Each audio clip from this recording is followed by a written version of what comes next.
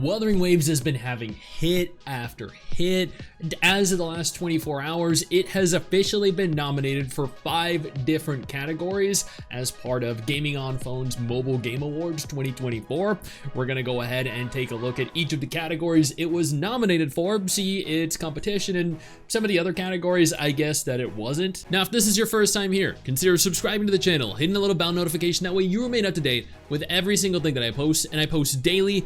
Do not miss out. Mobile Game of the Year, celebrating a mobile title that redefined what is possible on handheld devices. Best Mobile Game of the Year launched in 2024. So these are games that are released only in 2024. Therefore, games like Arknight's Azure Lane, Genshin, etc. are not included.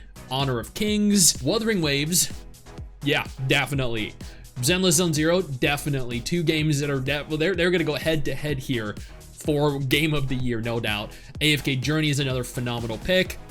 One Punch Man World.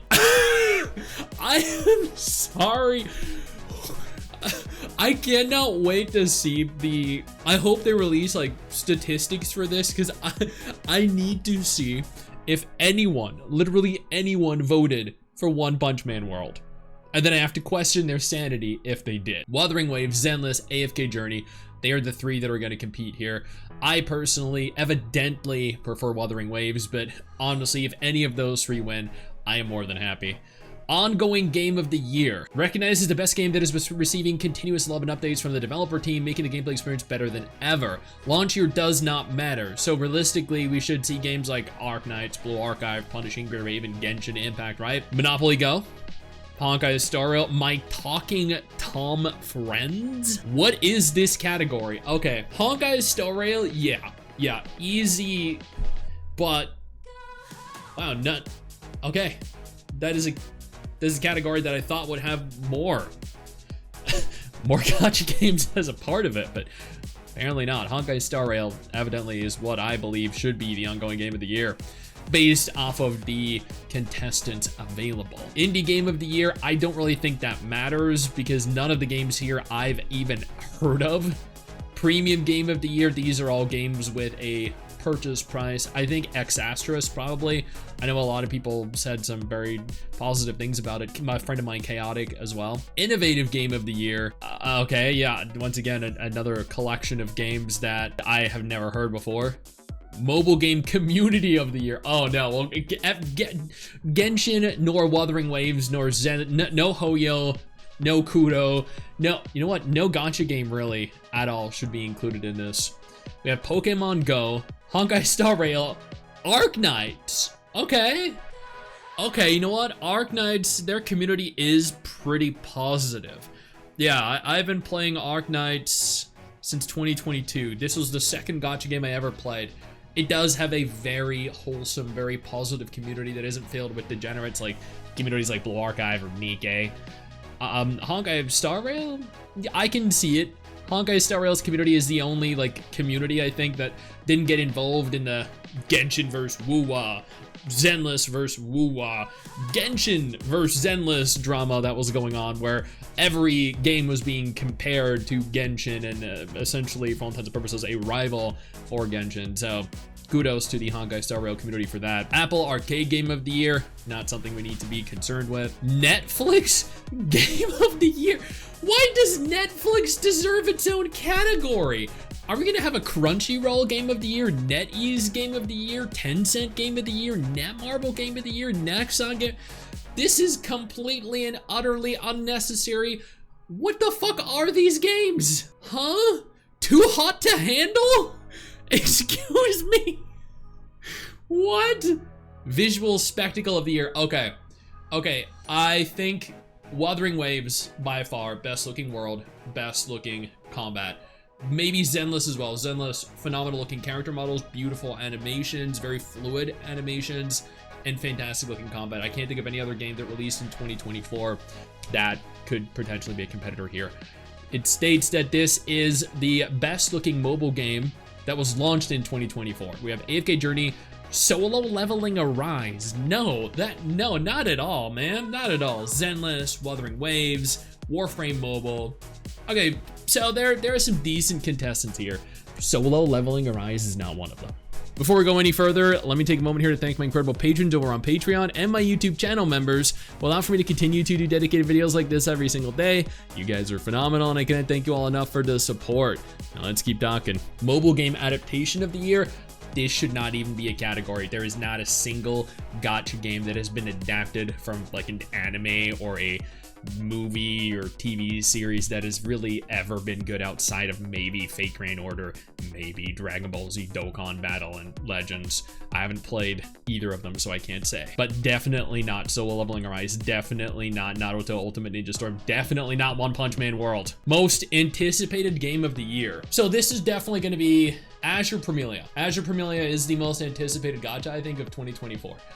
In my opinion, it'll be Azure Premilia, Arknights Enfield, Neverness to Everness, or Project Mugen, then Neverness to Everness. Let's see what we got. Destiny Rising, I've not heard good things about that. Arknights Enfield, Project Mugen, Neverness to Everness, Honor of Kings World. Where is Azure Premilia? Huh? Azure Premilia isn't even listed. I'm sorry. I am sorry. Azure Premilia is more anticipated than Arknights Enfield, Project Mugen, or Neverness to Everness. I don't care how good any of those games are. The community as a whole is more excited for Azure Premilia. Weird choice. Player's Choice Game of the Year. This game must have launched in 2024 only. This is essentially the same category, or will have the same contestants comprising this category as the mobile game of the year. Fall Guys Mobile, Honor of Kings, Wuthering Waves, I agree. Zenless Zone Zero, I agree. AFK Journey, I agree. The Elder Scrolls Castles, that's a game. So evidently it's a toss-up between Wuwa, Zenless, AFK Journey. Any of those three win, I am happy. Mobile Game Trailer of the Year. Neverness to Everness? Okay, yeah, sure.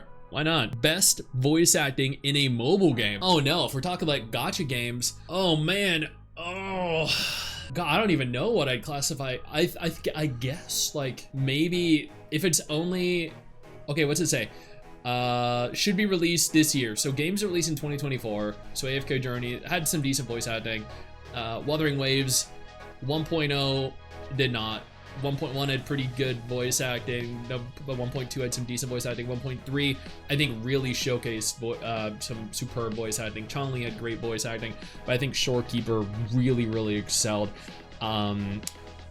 It looks as though Honkai Star Rail did not release in 2024, so I don't know why Robin from Honkai Star Rail is listed here, but you know what? I am perfectly happy with that choice.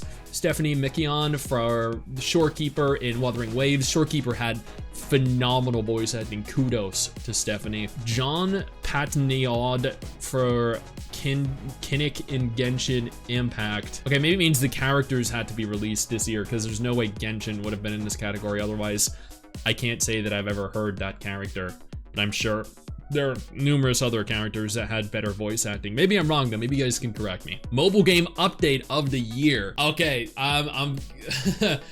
okay, that arrived in 2024. I know Notlon was very hyped, but I think it actually underwhelmed people, right? I guess Penacony. I don't know if Penacony launched this year though for Honkai Star Rail. I know Nikkei's anniversary event, like major update, was incredible. The Cinderella update, holy crap. And I guess Wuthering Waves 1.3 update as well, that blew my mind with Shorekeeper. Let's see what we have though. Wuthering Waves 1.3, yeah. Genshin Impact 5.0, which was the Notlon expansion, yeah. Honkai Star Rail 2.0, I think that's the Penacony expansion, yeah. So basically, there we go.